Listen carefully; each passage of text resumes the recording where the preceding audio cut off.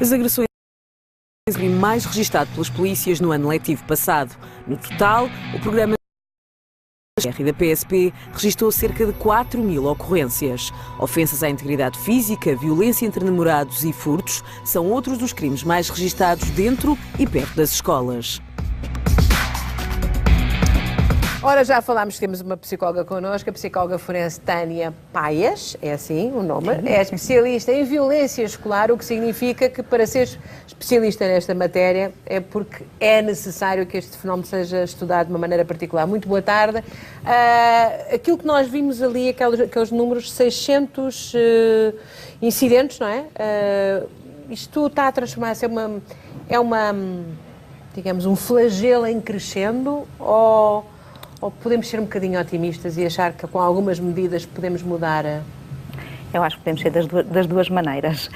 Sim, está em crescendo porque também alguns dados nos vão dizendo que cada vez mais os jovens toleram a violência. Há uma forma legítima ou mais até mesmo na questão. Ou seja, tornou-se comum, é isso? Sim, há uma validação maior, mas por outro lado também, às vezes também temos que diferenciar porque nem tudo que entra dentro daquilo que nós utilizamos como bullying, violência nas escolas, assim o é, não é? Os confrontos, os desacatos existem. Mas 616 crimes por mês é muito. O que é crime aqui? É muito.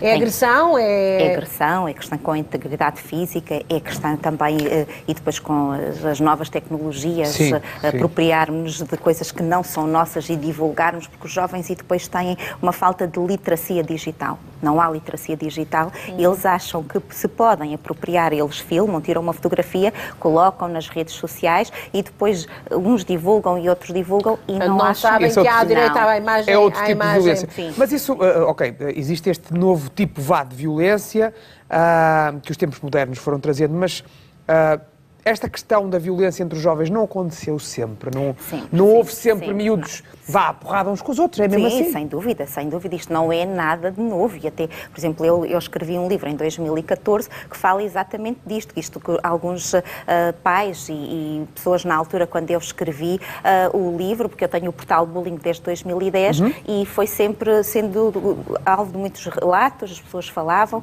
e aí até também as pessoas referiam, mas isto não é um fenómeno novo. Não é novo, a designação é que é nova, porque o bullying não é um termo anglo-saxónico, mas o que acontece é que há novas formas, não é? E a forma como, e aqui também podemos perceber que às vezes o facto de uma maior imaturidade dos jovens leva a que eles perpetuem mais e seja uma coisa mais disseminada. Claro. Chegou a altura de eu perguntar.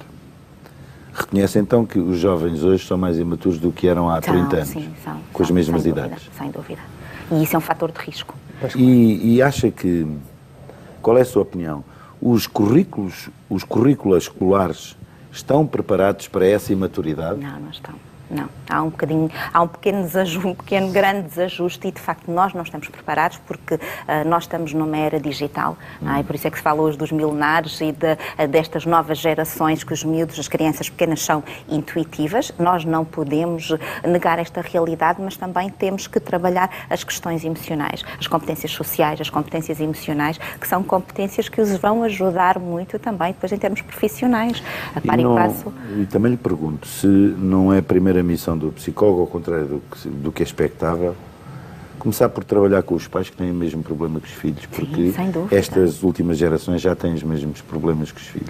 Sem dúvida. Têm os pais que aprender a ir à escola ou que aprender a levar os filhos à escola.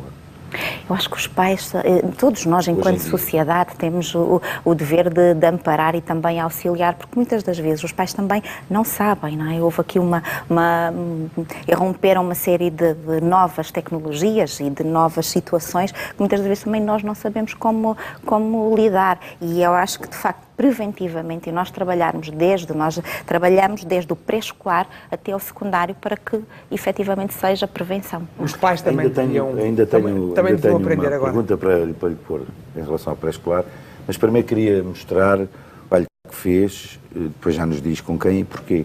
Podemos ver esta VT que...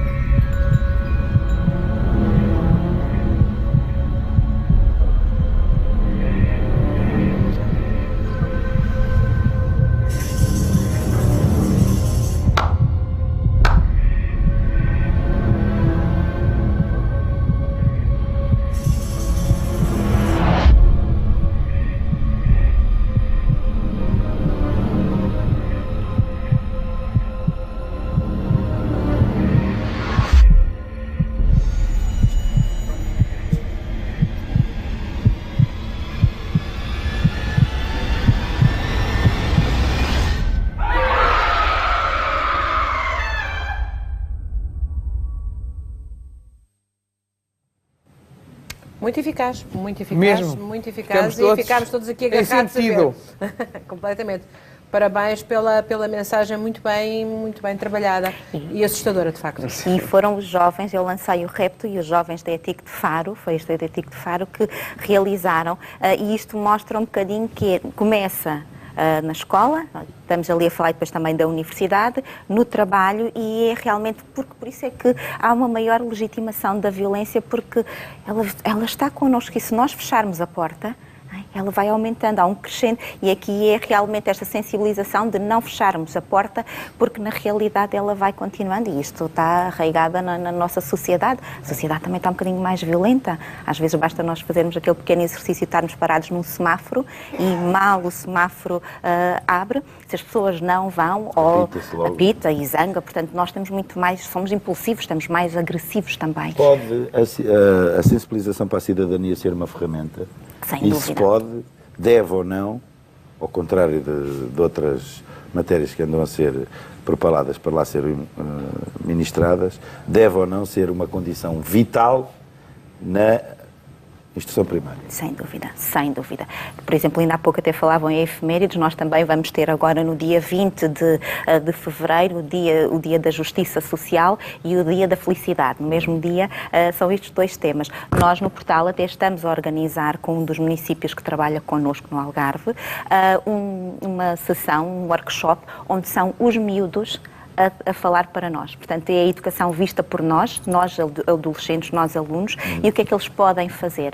E é aqui que nós temos que trabalhar, desde o pré-escolar, eu já falava da instrução primária, eu até vou ao pré-escolar, porque nós no pré-escolar podemos ver, através do comportamento dos miúdos, como é que eles estão, como é que está o seu temperamento, a capacidade de autorregulação, coisas que nós podemos ver que vão evoluindo e depois têm repercussões também na adolescência. Uma forte componente de sensibilização para a cidadania no pré-escolar e na instrução primária, há um preditor forte de uma sociedade melhor? Sem dúvida, sem dúvida.